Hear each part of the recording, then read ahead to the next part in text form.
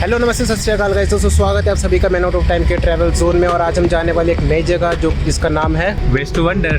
हाँ, और ये जगह सिचुएटेड है न्यू दिल्ली में। एक जगह है जिसका नाम है सारा है काले खां। हाँ, सो कुछ देर में हम वहाँ पहुँचेंगे, तब तक के लिए एंजॉय कीजिए रोड का व्यू।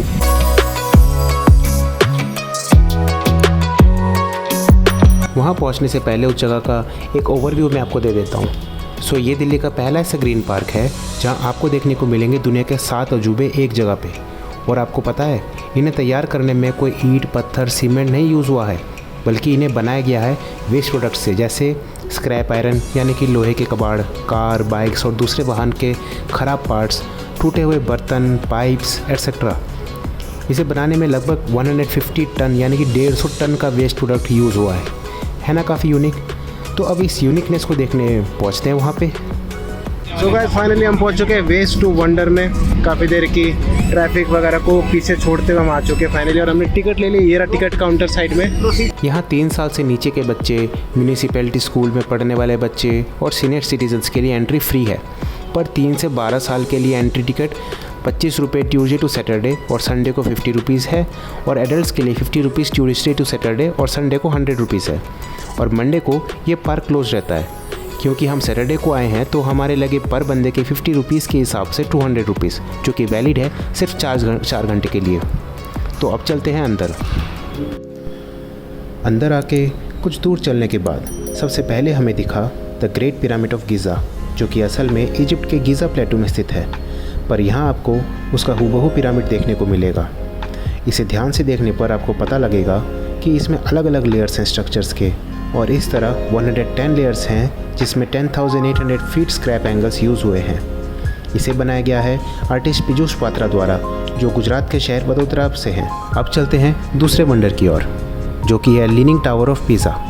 इस अजूबे को लीनिंग शब्द का खिताब इसलिए मिला क्योंकि 12वीं शताब्दी में इसे बनाते वक्त ये एक तरफ झुकने लगा था, और अब इसका क्लोन यहाँ बनाया गया है। इस 39 फीट के रेप्लिका को बनाने में 10.5 टन के 60 to 80 डिग्री के एंगल का यूज़ हुआ है। और इसके 8वीं मंजिल में 211 आर्चेस फैले हुए हैं, जो कि साइकिल के रिम से बने हैं। इस क्लोन को बनाया गया है आर्टिस्ट राम कुमार के द्वारा, जो कि तमिलनाडु से हैं। अब बढ़ते हैं तीसरे वंडर की ओर, जो है आईफिल टावर।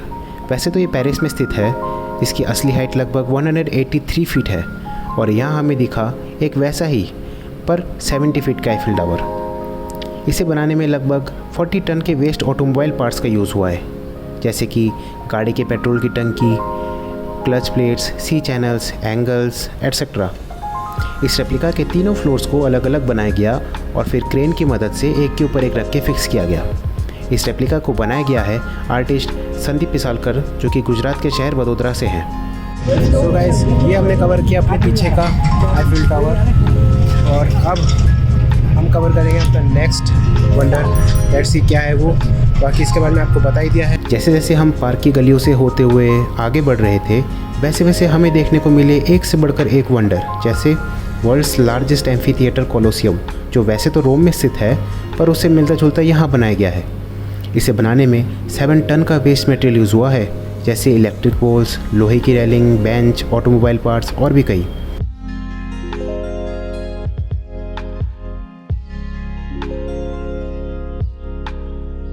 ताजमहल, जिसे सिंबल ऑफ लव भी माना जाता है। वैसे तो रियल वाला ताजमहल आगरा में स्थित है, जिसे बनाने में काफ़ी वक्त, मजदूर और संगमरमर के पत्थर यूज़ हुए थे। पर इस ताजमहल को 24 लेबर और 30 टन के वेस्ट मटेरियल से 5 से 6 महीने में ही तैयार कर लिया गया था। और हाँ, इस ताजमहल को बनाने वाले मजदूरों के हाथ बिल्कुल सही सलामत है।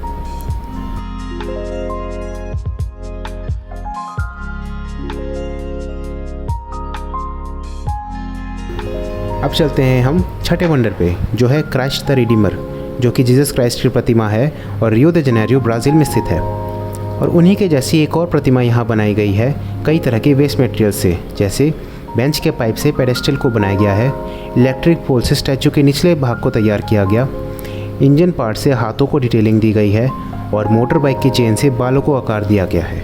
और फाइनली हम पहुँचे अपने आखिरी वंडर पे, जो है स्टैचू ऑफ लिबर्टी। ये न्यूयॉर्क में स्थित है, और यहाँ इसका 35 फीट का रेप्लिका बनाया गया है आर्टिस्ट जाकिर के द्वारा, जो दिल्ली से हैं। इस अजूबे को बनने में 7 to 8 टन का वेस्ट मटेरियल का यूज़ हुआ है। ये वेस्ट टू वंडर पार्क 7 एकड़ की ज़मीन में फैला हुआ है और इसे तैयार करने में 7.5 करोड़ की लागत आई है। और यहाँ सभी वंडर्स के साथ नोटिस बोर्ड लगा है जिसमें हर एक वंडर के बारे में इंफॉर्मेशन दी हुई है, जिसे पढ़ के आप उस वंडर के बारे में बहुत कुछ जान पाएंगे। वैसे यहाँ घूमते हुए हमने और आपने भी नोटिस की होगी कि इन वंडर्स की सुंदरता इस पार्क के पेड़ पौधे नेचर की वजह से दुगनी हो गई है। अब सारे वंडर्स देखने के बाद थोड़ी पेट पूजा हो जाए।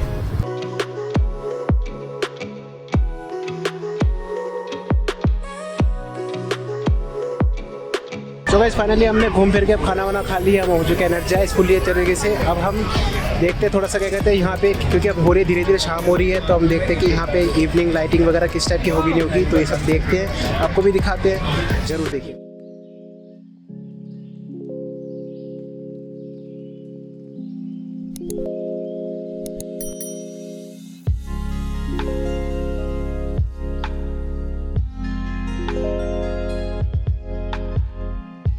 अब हमने तो घूम लिया है ये पार्क और देख लिए हैं सारे वंडर्स।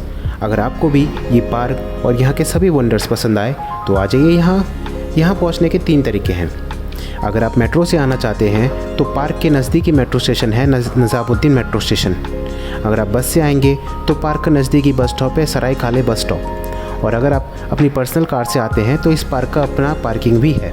सो गाइस फाइनली हम घूम चुके हैं अपना वेस्ट ऑफ वंडर हर तरफ से, और साथ ही साथ हमने कर लिया थोड़ा बहुत खाना पीना। हम थोड़ा वेट कर रहे थे कि रात की इसमें रोशनी वगैरह दिख सके, लेकिन हमारे रवि भाई साहब को आ रही नींद, प्लस इनकी रात की जॉब है, तो इस चक्कर में हमको अभी जाना पड़ेगा यहाँ से। So sorry for that, but still इसके लिए मैं क्या कहते हैं आपको कुछ नाइट वीडियोज़ की फ़ोटोज़ में आपको डाल दूँगा, तो वो आप देख सकोगे कि रात में कैसा लगता है नहीं लगता। So this is all for today's vlog and thank you for watching this video. और अगर आपको वीडियो अच्छी लगी तो लाइक करें, सब्सक्राइब करें और बेल आइकन जरूर दबा दें ताकि हमारे आने वाले सभी वीडियोज़ की नोटिफिकेशन आपको मिलते रहे। तब तक के लिए गुड बाय।